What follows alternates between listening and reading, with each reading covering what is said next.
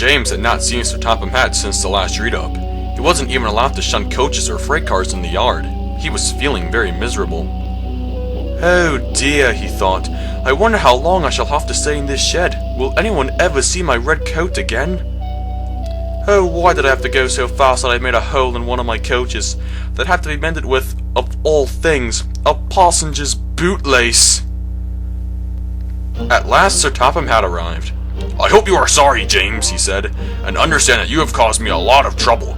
People are laughing at my railway, and I do not like that at all.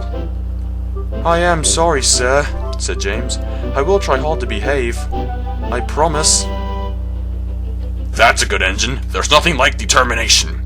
I would like you to pull some freight cars for me. James was delighted, and puffed away.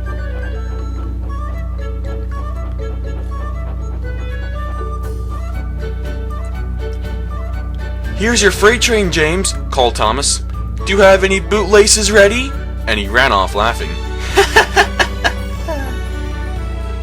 Oh, groaned the freight cars. We want a proper engine, not a red monster. James took no notice and started as soon as the conductor was ready. Come along, he puffed. We won't, screamed the freight cars. But James didn't care, and he pulled the screeching cars sternly out of the station.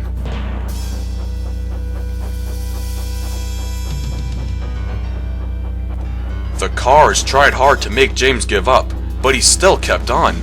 Sometimes their brakes would slip on, and sometimes their axles would run hot. And each time that happened, the trouble would always have to be put right.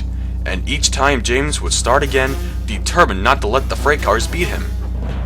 Give up! You can't pull us! You can! Called the cars. I can and I will, puffed James. And slowly but surely, he pulled them along the line. At last they arrived at Gordon's Hill. Look out for trouble, James, called his driver. We'll go fast and get them up there before you know it, so don't let them stop you. So James went faster, and soon they were halfway up. I'm doing it, he panted. Oh, will the top ever come? And suddenly, it all became easier. I've done it, panted James. Hooray, it's easy now. But his driver shut off steam. We've done it again. We left our tail behind. Look! The last few cars were running backwards down the hill. The coupling had snapped. But the conductor got out and stopped to warn all approaching engines. So that's why it was easy, huffed James, as he backed the other cars carefully down. What silly things freight cars are. There might have been an accident. Shall I help you, James? Called Edward. No thank you, I will pull them myself. Good, don't let them beat you. You're doing well, whistled Edward, as James slowly struggled up the hill once more. I can do it, he puffed. He pulled and pulled as hard as ever he could. I've done it, he said at last. Well done, James.